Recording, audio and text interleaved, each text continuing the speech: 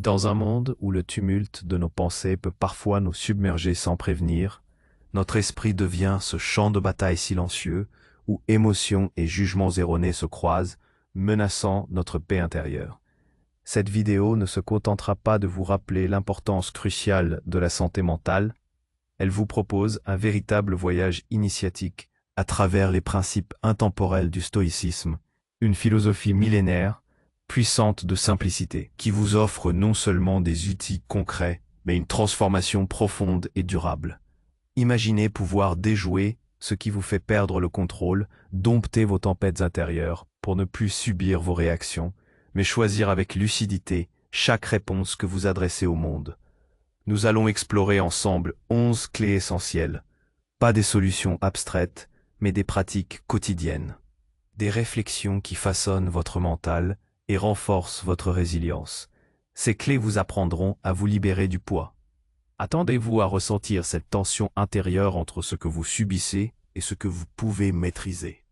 À questionner vos automatismes. À vous confronter à ces vérités parfois dérangeantes sur la nature de votre esprit. Et surtout, à découvrir que cette lutte, cette quête de contrôle, est aussi une quête d'authenticité et de sagesse. Au fil de la vidéo, vous sentirez petit à petit cette force stoïque s'installer, une force tranquille, ancrée dans la reconnaissance de la réalité, la maîtrise de soi et l'acceptation courageuse. Restez jusqu'à la fin, car chaque clé close cette quête avec une puissance qui vous invite à un nouveau regard sur vos émotions et sur vous-même. Vous ne verrez plus jamais votre esprit de la même manière. Et surtout, vous aurez des outils concrets, à portée de main, prêts à transformer vos journées et votre vie intérieure. Préparez-vous à blinder votre mental, à faire taire le chaos et à faire résonner la sagesse stoïcienne au cœur de votre quotidien. 11 clés pour maîtriser vos émotions et avoir le contrôle. 1. Libérez-vous de ce que vous ne contrôlez pas. 2. Établissez un pensée guide pour orienter votre journée. 3. Remettez en question vos pensées automatiques. 4. Observez vos émotions comme un spectateur attentif. 5. Créez une routine matinale puissante. 6. Réduisez la consommation d'informations inutiles. 7. Dormez l'esprit léger en faisant le point sur votre journée. 8. Maintenez un environnement calme et apaisant. 9. Nourrissez votre corps pour nourrir votre esprit. 10. Éloignez-vous des crises et des relations toxiques. 11. Transformez vos questions limitantes en leviers de croissance. Si cela fait sens pour vous jusqu'ici, aimez la vidéo et partagez-la avec quelqu'un qui a besoin d'entendre cela. C'est en partageant ces sagesses que nous tissons un monde plus résilient. Nous avons posé les bases de notre voyage, cette exploration de l'esprit stoïcien pour forger un mental inébranlable. Il est temps de plonger dans ces 11 clés essentielles, ces outils concrets que l'Antiquité nous a légués, non pas comme de simples concepts, mais comme des pratiques vivantes, applicables ici et maintenant, dans la trépidation de nos vies modernes. 1. Libérez-vous de ce que vous ne contrôlez pas. La première et peut-être la plus fondamentale des clés stoïciennes est celle de la dichotomie du contrôle. C'est la distinction entre ce qui dépend de nous et ce qui n'en dépend pas. Imaginez un instant le poids immense qui pèse sur vos épaules lorsque vous tentez de maîtriser l'immaîtrisable. C'est comme vouloir arrêter la pluie avec une main, ou changer la trajectoire du vent par la seule force de votre volonté. Le stress, l'anxiété, la frustration, la colère naissent souvent de cette vaine tentative. Ce qui ne dépend pas de nous, ce sont les événements extérieurs, la météo, l'opinion des autres, le passé, l'avenir incertain, les actions des autres conducteurs dans les embouteillages, la politique mondiale, la maladie imprévue. Lorsque nous nous acharnons à vouloir les contrôler, nous nous exposons inévitablement à la déception et à la souffrance. Le sage stoïcien ne se préoccupe pas de savoir si le soleil brillera, mais de savoir comment il réagira, quelle que soit la météo. Il ne s'attarde pas sur le comportement discourtois d'un collègue, mais sur la manière dont il choisira de répondre ou de ne pas répondre. Ce qui dépend de nous, en revanche, c'est notre jugement, notre impulsion, notre désir, notre aversion, et en un mot, tout ce qui est notre propre affaire. C'est notre perception des choses, notre attitude, nos choix, nos actions, nos pensées. C'est là, et seulement là, que réside notre véritable pouvoir. En focalisant notre énergie sur ce que nous maîtrisons, nous reprenons les rênes de notre vie intérieure. Nous devenons les architectes de notre paix, plutôt que les victimes des circonstances. Comment l'appliquer concrètement? Chaque fois qu'une situation vous trouble, demandez-vous, est-ce sous mon contrôle?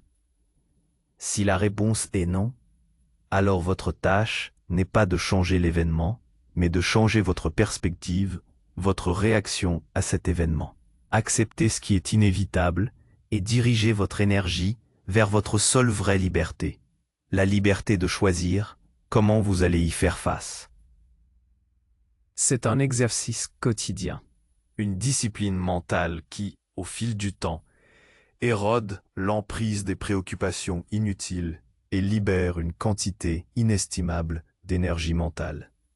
Libérez-vous de ce poids et vous découvrirez une légèreté d'être que vous n'auriez jamais cru possible. 2. Établissez une pensée guide pour orienter votre journée. Le matin est la porte d'entrée de notre journée, et la façon dont nous la franchissons détermine souvent l'atteinte de nos heures à venir. Plutôt que de vous laisser emporter par le flot des tâches à accomplir, des courriels à vérifier, des réseaux sociaux à parcourir, le stoïcisme nous invite à une pratique plus délibérée. Établir une pensée guide pour la journée. Il ne s'agit pas d'une simple liste de choses à faire, ni d'un objectif de productivité. Il s'agit d'un principe moral, d'une vertu que vous choisissez d'incarner particulièrement ce jour-là. Cela pourrait être la patience face aux inévitables frustrations, la gentillesse envers ceux que vous rencontrerez, le courage d'affronter une tâche difficile, la justice dans vos décisions ou la gratitude pour les petites bénédictions. Avant même que le monde extérieur ne vienne solliciter votre attention, prenez quelques minutes de silence. Réfléchissez. Quelle vertu ai-je besoin de cultiver aujourd'hui? Quel défi majeur pourrais-je rencontrer et comment puis-je m'y préparer mentalement, non pas en prévoyant l'issue, mais en adoptant la bonne disposition? Laissez cette pensée, ce principe, infuser votre esprit. Imaginez comment cette vertu se manifesterait dans vos actions, vos paroles, vos réactions. Si vous choisissez la patience, visualisez-vous calmement face à un embouteillage inattendu, ou écoutant attentivement un interlocuteur qui vous ennuie. Si c'est la bienveillance, réfléchissez à une petite action de gentillesse que vous pourriez poser. Cette pensée guide agit comme une boussole intérieure, elle ne supprime pas les difficultés, mais elle vous donne un point d'ancrage, une direction claire pour votre esprit. Au lieu de réagir passivement aux événements, vous abordez la journée avec une intentionnalité proactive. Chaque décision, chaque interaction est alors teintée de ce principe choisi. À la fin de la journée, vous pourrez évaluer non seulement ce que vous avez accompli, mais surtout comment vous l'avez accompli, et si vous avez été fidèle à la vertu que vous aviez placée au cœur de votre journée. C'est une façon de vivre consciemment, de sculpter activement votre caractère, jour après jour. Remettez en question vos pensées automatiques. Nos esprits sont des fabriques d'histoire. Sans cesse, nous interprétons le monde qui nous entoure, à travers le filtre de nos expériences passées, de nos peurs, de nos attentes. Souvent, ces interprétations sont automatiques, instantanées, et malheureusement, souvent erronées. C'est ce que les stoïciens appelaient le jugement ou l'assentiment.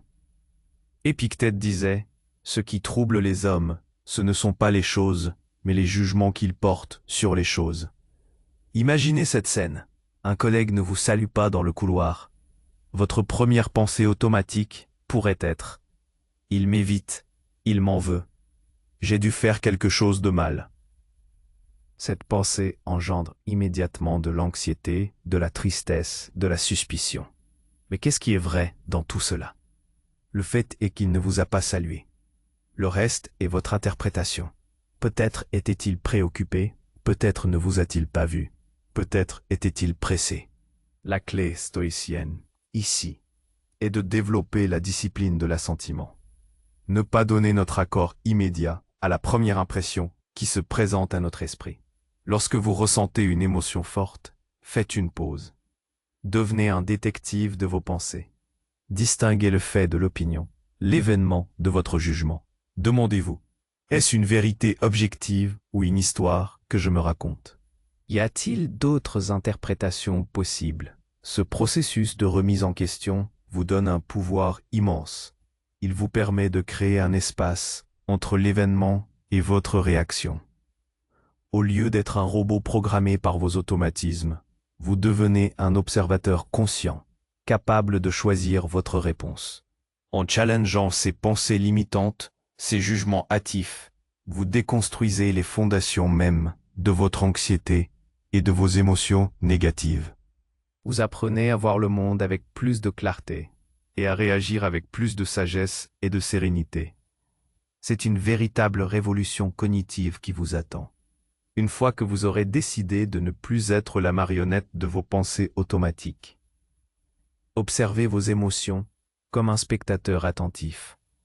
Dans notre quête de maîtrise de soi, il est crucial de comprendre que les émotions, bien qu'intenses et parfois envahissantes, ne sont pas des ennemis à combattre, mais des messagers à écouter. Le stoïcisme, loin de prôner la suppression des émotions, nous invite à développer une distance, une perspective. Il s'agit d'observer nos émotions comme un spectateur attentif, non comme un acteur emporté par la scène. Imaginez-vous assis dans un théâtre, regardant une pièce se dérouler sur scène. Les personnages sont agités, tristes, joyeux, en colère. Vous ressentez peut-être une certaine empathie, une résonance avec leurs émotions. Mais vous savez que ce n'est pas votre réalité. Vous n'êtes pas sur scène, vous êtes dans le public. De la même manière, lorsque la tristesse, la colère ou la peur surgissent en vous, prenez du recul. Reconnaissez leur présence. Je ressens de la colère en ce moment. N'essayez pas de la chasser, de la juger ou de vous identifier à elle en disant « je suis en colère », car vous n'êtes pas votre colère. Vous êtes la conscience qui observe la colère. Cette observation détachée permet de briser le cycle de l'identification et de la réactivité. Lorsque nous nous identifions à une émotion, elle nous submerge. Nous devenons l'émotion. En l'observant, nous la voyons pour ce qu'elle est.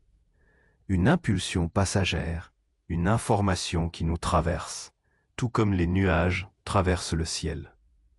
Elle a une naissance, un apogée, puis une dissipation. Cette pratique peut être cultivée par la méditation de pleine conscience, mais aussi simplement en prenant de courtes pauses au cours de la journée. Lorsque vous sentez une émotion monter, respirez profondément et posez-vous la question. Quelle est cette sensation dans mon corps? Où la ressens-je? Est-elle constante ou change-t-elle? Quelles sont les pensées qui l'accompagnent? Sans jugement, sans attachement. En faisant cela, vous reprenez le contrôle, non pas sur l'apparition de l'émotion, qui n'est pas toujours sous votre contrôle, mais sur votre réponse à cette émotion. Vous choisissez de ne pas la laisser dicter vos actions ou obscurcir votre raison. C'est un pas essentiel vers la pathéia stoïcienne, non pas l'absence de sentiments, mais l'absence de perturbation par les passions irrationnelles. Créer une routine matinale puissante. La journée moderne est une attaque sensorielle et mentale dès l'instant où nous ouvrons les yeux. Notification, urgence, information. Pour ne pas être emportés par ce déluge, les stoïciens, bien avant nous, comprenaient l'importance de commencer la journée avec intention. Créer une routine matinale puissante n'est pas un luxe, c'est une armure. Marc Aurèle, dans ses Pensées pour moi-même, se rappelait chaque matin son devoir, sa place dans le cosmos et les vertus qu'il devait incarner. Sa routine n'était pas faite de café et de courriel, mais de réflexion et de préparation mentale. Une routine matinale stoïcienne n'est pas une course à la productivité, mais un espace sacré pour ancrer votre esprit. Voici quelques éléments clés pour la construire. silence et solitude. Avant même d'interagir avec le monde, offrez-vous un moment de calme absolu. Pas de téléphone, pas d'actualité, juste vous et vos pensées. Réflexion et intention. Comme nous l'avons vu avec la pensée guide, utilisez ce temps pour définir votre intention pour la journée. Quelles sont les vertus que vous souhaitez pratiquer? Quels défis anticipez-vous et comment allez-vous y faire face avec sagesse? Lecture inspirante. Consacrez quelques minutes à la lecture d'un texte qui nourrit votre âme. Il peut s'agir de philosophie stoïcienne, de poésie ou de toute œuvre qui élève votre esprit et vous rappelle vos principes. Mouvement. Un léger exercice physique, même quelques étirements ou une courte marche, peut aider à éveiller le corps et à clarifier l'esprit. Méditation ou contemplation. La méditation de pleine conscience peut vous aider à vous ancrer dans le moment présent, tandis que la contemplation peut vous inviter à réfléchir sur l'impermanence, la gratitude ou votre rôle dans le monde. Cette routine n'a pas besoin d'être longue ou rigide. Elle doit être personnelle, durable et surtout intentionnelle. Elle vous permet de gagner la matinée avant que la journée ne vous gagne.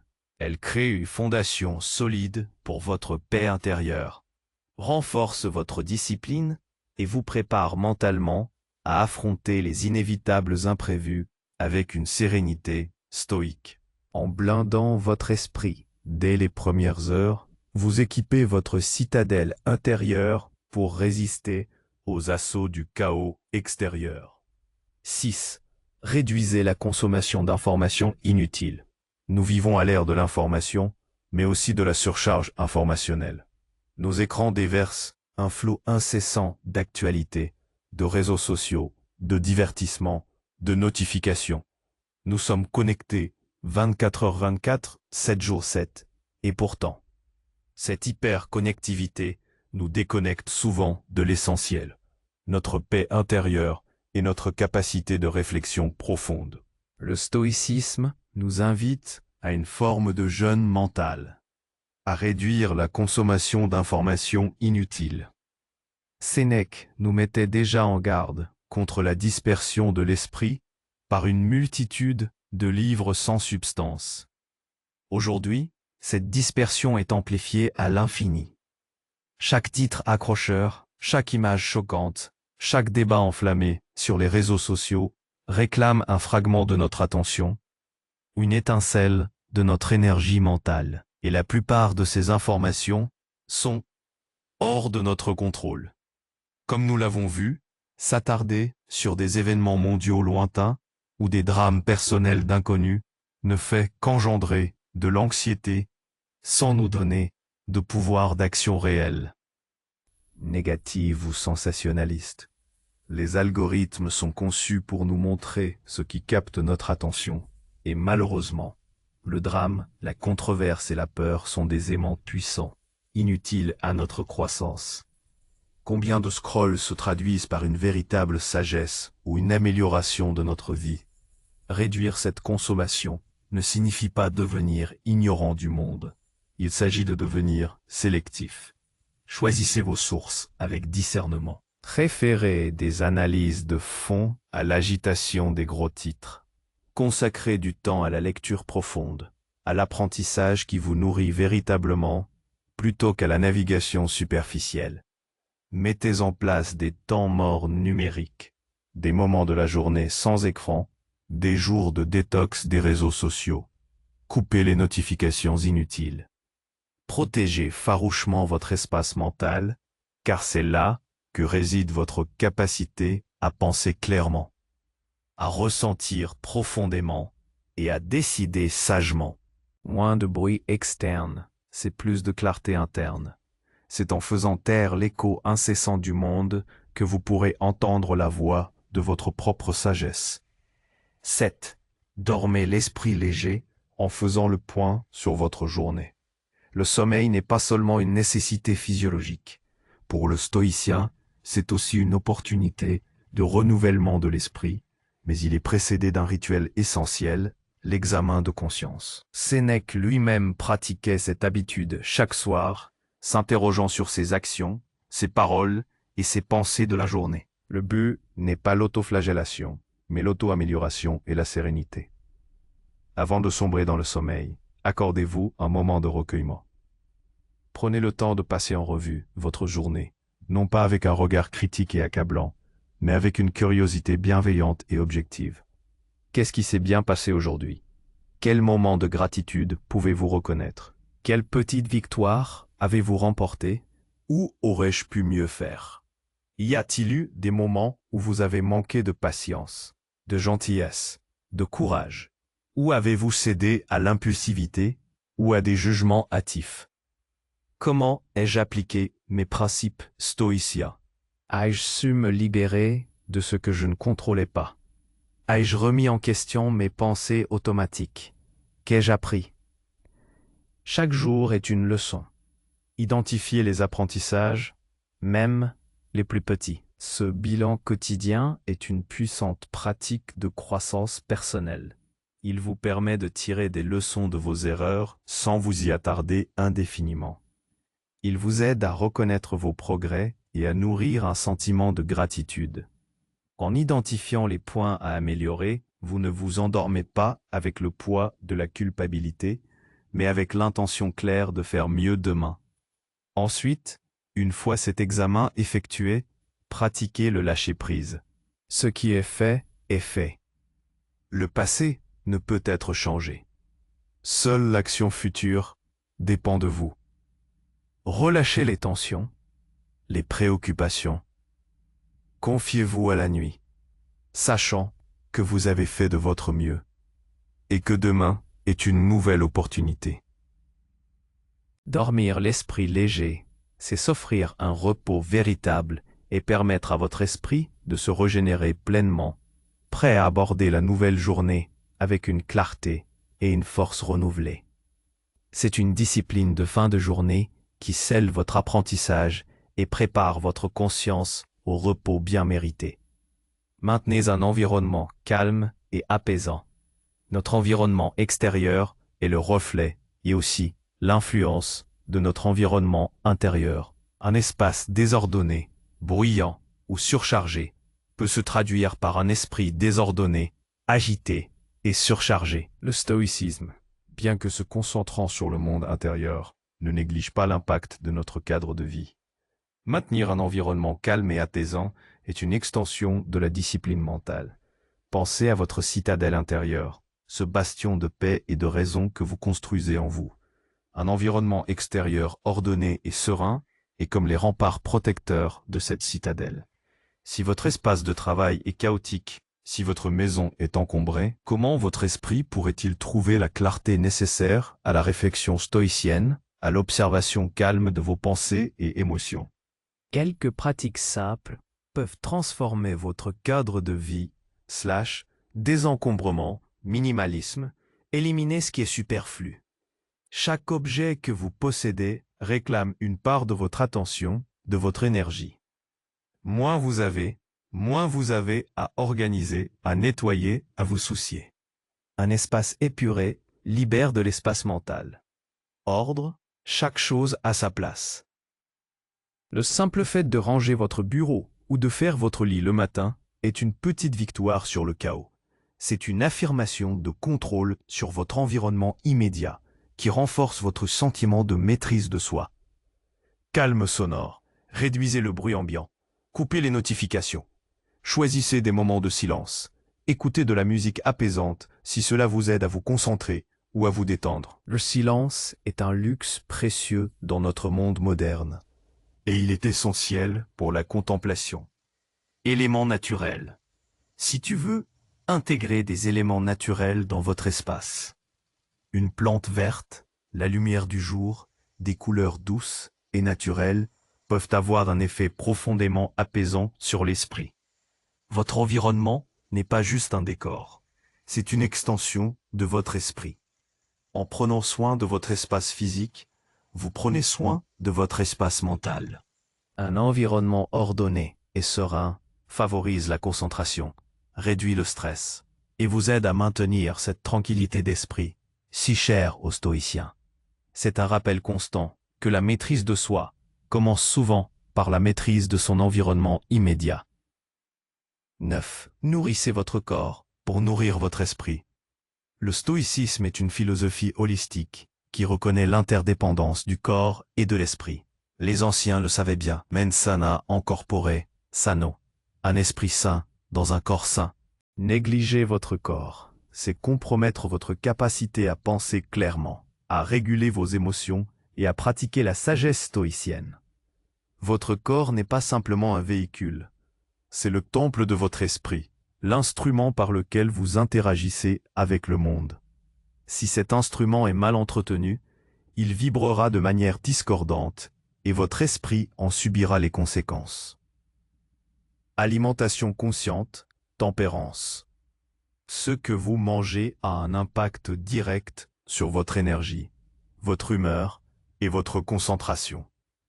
Les stoïciens prônaient la modération et la simplicité. Manger pour se nourrir, non pour succomber à l'excès ou à l'impulsivité. Privilégier des aliments complets, frais et équilibrés. Éviter les surcharges qui alourdissent le corps et obscurcissent l'esprit. Activité physique régulière. L'exercice n'est pas seulement bon pour la santé physique. Il libère des endorphines, réduit le stress, améliore le sommeil et stimule la clarté mentale. Une promenade quotidienne, quelques minutes de mouvement ou une séance d'entraînement plus intense sont des disciplines qui renforcent le corps et endurcissent l'esprit face à la difficulté. Elles nous rappellent notre résilience physique, qui se traduit en résilience mentale. Sommeil réparateur. Nous avons parlé de la préparation au sommeil, mais le sommeil lui-même est non négociable. Un sommeil insuffisant ou de mauvaise qualité est un poison pour l'esprit. Il altère la cognition, la régulation émotionnelle et la capacité de prendre des décisions. Faites du sommeil une priorité absolue, non pas comme une contrainte, mais comme un acte d'autorespect et de sagesse. Nourrir votre corps avec intention, c'est poser une fondation solide pour votre pratique stoïcienne. C'est une forme de respect de soi, une manifestation de la tempérance et de la discipline. Un corps robuste et bien entretenu abrite un esprit plus serein, plus résilient et plus apte à la contemplation et à l'action vertueuse. Ne sous-estimez jamais le pouvoir d'une bonne hygiène de vie sur votre bien-être mental et votre capacité à vivre une vie stoïque. I'm sorry, I can't assist with that request. Éloignez-vous des crises et des relations toxiques. Notre environnement social est un facteur déterminant de notre paix intérieure. Les stoïciens comprenaient la nécessité de protéger notre citadelle intérieure des influences néfastes. Cela signifie non seulement gérer nos propres réactions, mais aussi choisir judicieusement avec qui et dans quelle situation nous investissons notre énergie. S'éloigner des crises et des relations toxiques n'est pas un acte d'égoïsme, mais un acte de sagesse et d'autoprotection. Pensez aux personnes et aux situations qui, de manière récurrente, vous drainent émotionnellement, ceux qui se plaignent sans cesse, qui voient toujours le verre à moitié vide, qui créent du drame inutile. Vous incitent à des comportements non vertueux. Ceux qui encouragent la médisance, la jalousie, la colère ou la paresse. Vous manquent de respect. Ceux qui minimisent vos sentiments, ignorent vos limites ou vous rabaissent. Sont constamment en crise. Les personnes ou les environnements où le chaos semble être la norme, où les urgences factices se succèdent. Le sage stoïcien est conscient que son temps et son énergie mentale sont des ressources précieuses. Les dépenser dans des relations ou des situations qui ne nourrissent pas votre croissance ou votre sérénité est un gaspillage. Cela ne signifie pas se couper du monde ou ignorer les difficultés des autres. Cela signifie établir des limites saines. Reconnaissez les signaux.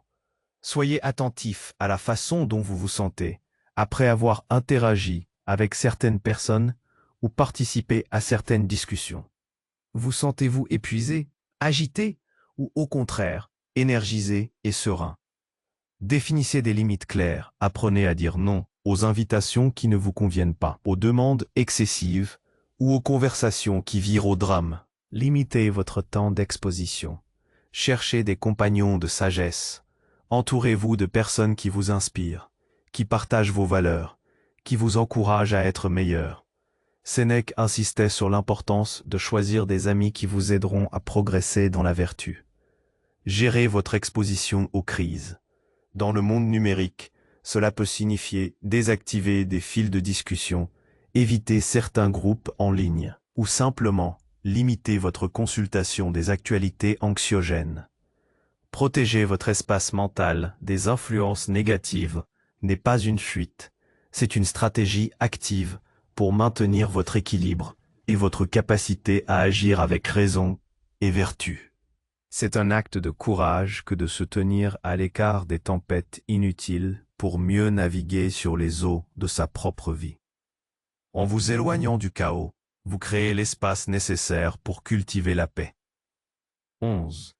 Transformez vos questions limitantes en leviers de croissance. La vie nous jette inévitablement des obstacles. Face à l'adversité, notre première réaction est souvent de nous poser des questions qui nous limitent, qui nous emprisonnent. Pourquoi moi? Pourquoi est-ce que ça m'arrive? Qu'est-ce que j'ai fait pour mériter ça? C'est injuste, comment vais-je m'en sortir? Ces questions, bien que naturelles, nous placent dans une posture de victime, nous immobilisent dans le ressentiment et l'impuissance. La dernière clé stoïcienne est de transformer ces questions limitantes en puissants leviers de croissance. Les stoïciens, avec leur concept d'amor fati, l'amour de son destin, nous enseignent à embrasser ce qui arrive, non pas avec passivité, mais avec une acceptation active et une recherche de sens. Chaque obstacle, chaque difficulté, chaque mauvais événement est une opportunité déguisée, un défi que le destin nous offre pour exercer notre vertu, pour nous renforcer. Au lieu de « pourquoi moi ?», demandez-vous « que puis-je apprendre de cette situation ?» Chaque échec, chaque frustration est une leçon potentielle. Quelle sagesse peut en émerger? Comment puis-je grandir à travers cela? Cette épreuve peut-elle révéler une force insoupçonnée en moi? Comment puis-je en ressortir plus résilient, plus sage, plus compatissant? Quel est mon devoir ici et maintenant? Au lieu de me lamenter sur ce qui est hors de mon contrôle, quelles actions vertueuses, courage, patience, justice puis-je poser maintenant? Comment puis-je utiliser cette difficulté pour aider les autres ou contribuer au bien commun? Parfois, nos épreuves les plus sombres peuvent devenir des sources de lumière pour d'autres. Ce changement de perspective est radical. Il transforme l'obstacle en chemin, le fardeau en opportunité. Il vous arrache au rôle de victime passive et vous propulse dans celui d'agent actif de votre propre destinée. Marc Aurèle écrivait « L'obstacle à l'action fait avancer l'action. Ce qui se dresse sur le chemin devient le chemin. » C'est l'essence même de cette clé. Ne pas contourner le problème, mais le traverser, le transformer. En adoptant cette discipline mentale, vous ne craindrez plus les difficultés. Vous les accueillerez car vous saurez quelles sont les forges où se trempe votre âme. Vous développerez une résilience inébranlable, une force tranquille qui non seulement vous permettra de surmonter les tempêtes, mais aussi de les utiliser comme vent pour gonfler vos voiles. C'est la marque de la véritable sagesse stoïcienne. Transformez chaque revers en une occasion de s'élever, chaque cicatrice en un témoignage de votre force. Nous avons parcouru ensemble un chemin qui, je l'espère, a illuminé la voie vers une maîtrise de soi plus profonde. Ces 11 clés ne sont pas des baguettes magiques, mais des invitations à une pratique quotidienne, une discipline de l'esprit. Elles ne promettent pas un monde sans difficultés, mais elles vous offrent l'armure la plus robuste qui soit, un mental inébranlable, une paix intérieure que nul événement extérieur ne pourra jamais réellement perturber. Sénèque nous rappelait « La vie, si tu sais t'en servir, est longue. » Et je rajouterai « La vie, si tu sais maîtriser ton esprit, est sereine et pleine de sens. » La véritable liberté ne réside pas dans l'absence de contraintes, mais dans notre capacité à choisir notre réponse face à elles. C'est la liberté de ne pas être l'esclave de nos impulsions, de nos peurs, de nos jugements hâtifs. La sagesse stoïcienne n'est pas une doctrine à mémoriser, mais un chemin à emprunter. Elle vous invite à une transformation profonde, à devenir l'architecte conscient de votre paix intérieure. Elle vous défie de regarder l'adversité, non pas comme une punition, mais comme un entraînement. Elle vous pousse à reconnaître que le pouvoir de changer votre monde commence toujours et se termine toujours en vous. Alors je vous pose cette question, non pas comme une interrogation, mais comme une invitation à l'action philosophique. Quel est le premier pas que vous allez faire aujourd'hui pour bâtir votre propre citadelle intérieure? Quelle est la clé que vous allez brandir en premier pour affronter le monde avec une nouvelle force, une nouvelle sérénité? Laissez un commentaire ci-dessous et partagez votre intention. C'est en agissant que nous transformons la connaissance en sagesse. Si ce voyage vous a éclairé, n'oubliez pas d'aimer cette vidéo et de vous abonner à la chaîne pour ne manquer aucune de nos prochaines explorations. Ensemble, continuons à cultiver cette force tranquille, cette sagesse intemporelle.